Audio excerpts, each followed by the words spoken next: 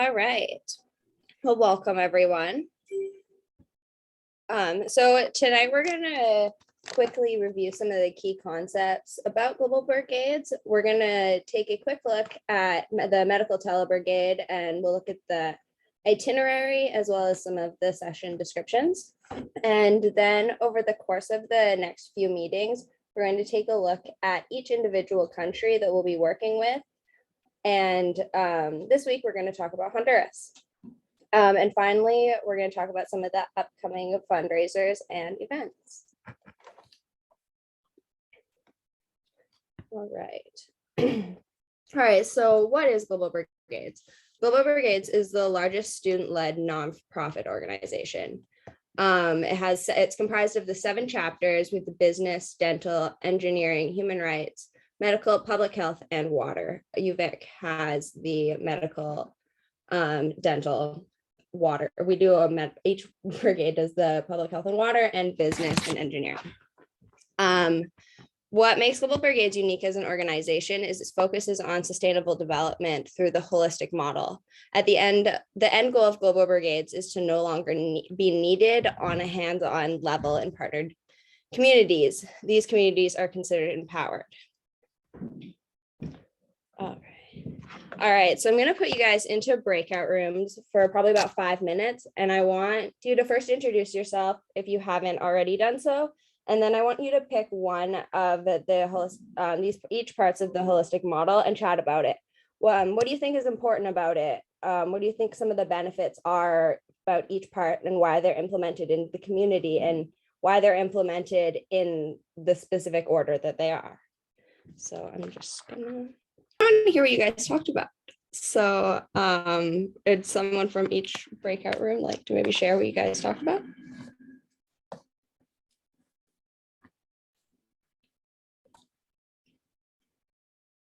No one's gonna volunteer.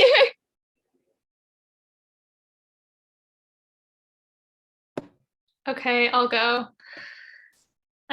We talked about in-home clean water, and something that Aiden taught me that I didn't know, kind of from a more engineering perspective, is that the kind of like the cleaning systems go in first, so that whatever access they have to water does come in clean.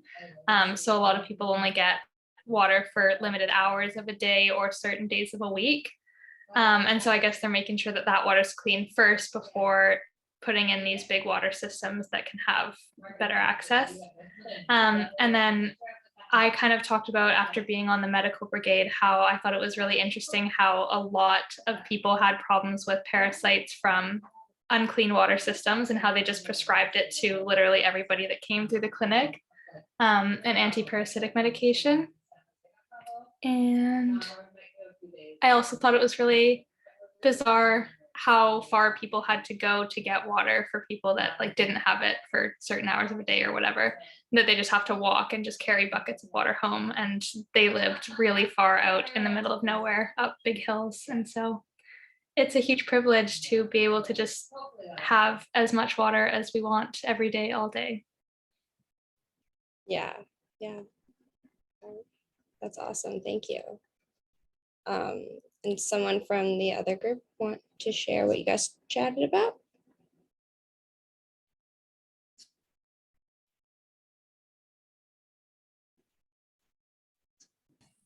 I can go. I mean, I think it's unfortunate. I think we lost Vienna. I don't know if she left the breakout room and accidentally left the meeting, but oh no, she's not here anymore. But anyways, in our group, she basically started the conversation just talking about how in nursing school they learned a very holistic approach to healthcare, and about the social determinants of healthcare, or social determinants of health, which I remember those of us on the telebrigade last year, we went over that in one of our like lessons from, I think it was Dr. Gladys might have gone over that. And then we kind of just were comparing basically what she said to the overall holistic model and how they intersect with each other. So yeah. That's awesome. All right. Yeah, I liked what you guys talked about. Everyone covered seems to cover a different part of the holistic model, which is great. So I'm not gonna go over this anymore, but because you guys seem to cover it, right? All right, so then just a quick note about the business telebrigade before we jump into medical brigade information. The medical business telebrigade is in the spring with Panama, and the initial deposit deadline for that has been extended until February 23rd. So for the next couple of meetings leading up to our medical telebrigade, we'll be pretty medical focused at our meetings, and then after that, we'll switch and be more focused on business while preparing for that telebrigade. All right, so the International Medical Telebrigade, which is February, over reading break, February 21st to 25th. So I'm sorry, I just need to move my box of people. So we have the itinerary now. This is the official itinerary given to us from Global Brigades. And so it highlights what you'll be doing on each day through each session. I'm not gonna go through each thing because these slides are going to be posted, and so you guys can take a look and see what times everything is at, what you'll be doing, and the links will be posted in the book that you guys get as well. And so the brigade runs from Monday to Friday, and the sessions will be done no later than 11 a.m. and you'll be working with Ghana, Greece, and oh, there's Sierra. Maybe if she wants to jump in. That was actually kind of nice timing, Sierra. I just started if you want to jump on.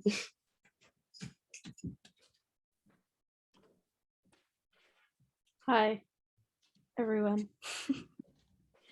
Have you said anything yet, Shal? I just started if you want to do it. Sure. Yeah, so what you're seeing on the screen here is our approved itinerary for the International Telebrigade. So we're going to be starting with Ghana, and then we'll be going to Greece and then Honduras. As you can see, we'll be like our sessions are going to be done no later than 11 a.m. Although there are going to be kind of self-paced activities, which last year we did as a group, which was kind of fun. I think that's it for this slide. This is kind of, this slide has descriptions of what each session is going to look like. This isn't the right order that we'll be doing, like you just saw what our itinerary is going to look like. But for each kind of country, there's going to be an introduction session with a Honduran doctor. And that's going to be like time to ask questions and that kind of thing. And then the second session for each country will be kind of like clinic days. And I think the clinic sessions are a little bit longer than the Q&A ones, about 2 hours. Yeah, you can go to the next slide. Yeah, and that's just the rest of the sessions. The very last session is going to be like a reflection conclusion kind of thing with our coordinator in Honduras, I think.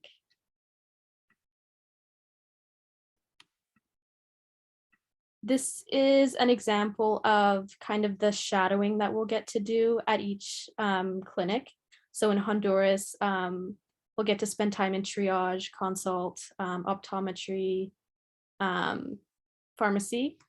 In Ghana, triage, consult, pharmacy, and then Greece, pediatrics, which will be kind of cool.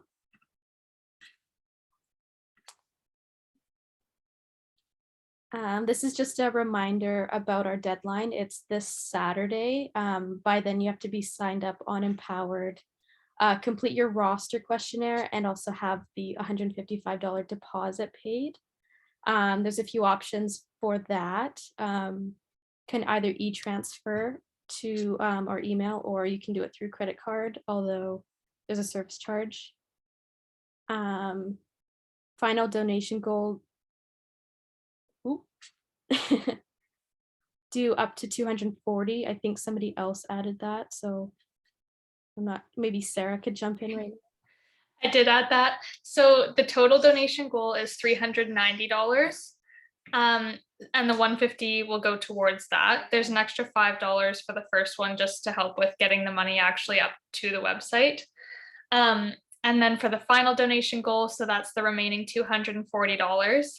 And it can be up to that because you can have your cost reduced if you have volunteer efforts locally with us. So if you come to our volunteer nights or volunteer at our fundraisers, of course, between now and then, there's not a whole lot left, but we are going to have a few different opportunities for you to be able to do that.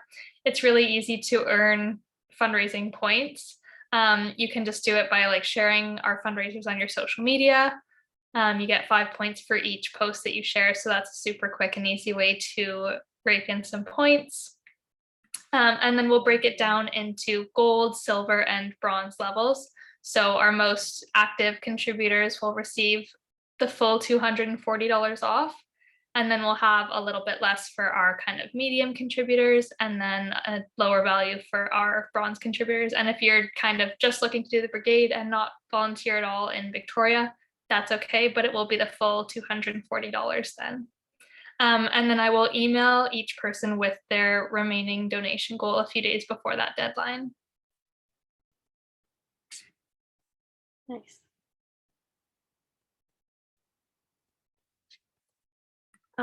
This is just tutorial for how to sign up on Empowered. If you haven't already, you can just follow these steps and these links.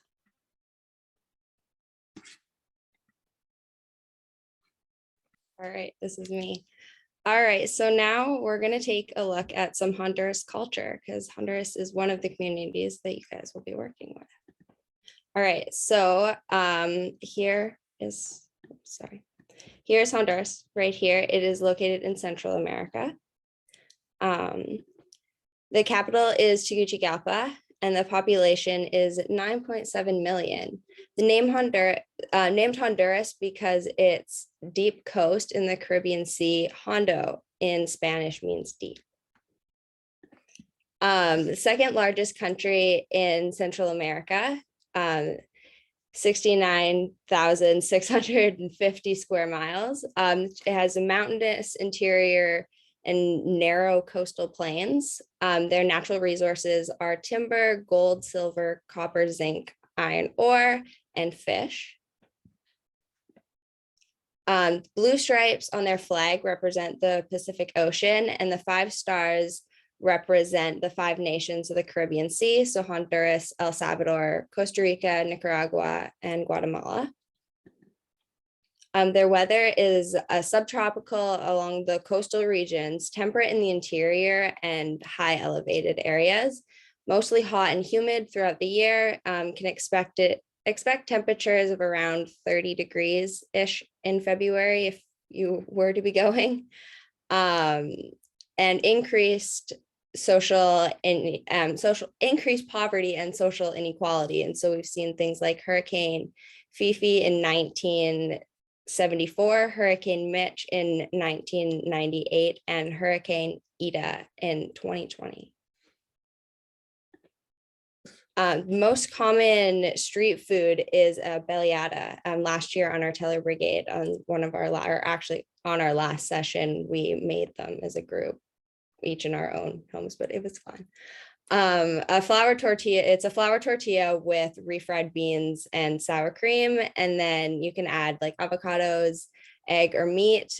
Beans, rice, and chicken are a staple in most meals, and when you go on an in-person brigade, you eat a lot of beans and tortillas. The national sport is soccer, or they call it football. Baseball and volleyball are also super popular. So some of the cultural norms in general, friends, relatives, and are greet each other with a cheek kiss or a hug. Family and sense of community is extremely important. It's typically large, close family structures. Typically, decisions are made by the entire family, even regarding individual matters. They typically have a very male-dominant family structure. There is a lot more flexibility about being on time. There pretty lax about that. And personal space rarely exists, and communication involves a lot of nonverbal cues. Another note is catcalling has very different social connotations down there, and it is actually considered to be a type of flattery.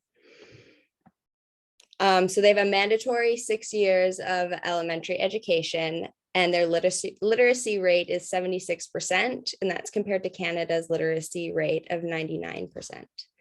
National University is free, but students have to pay for their textbooks and transportation. That's the University of Honduras.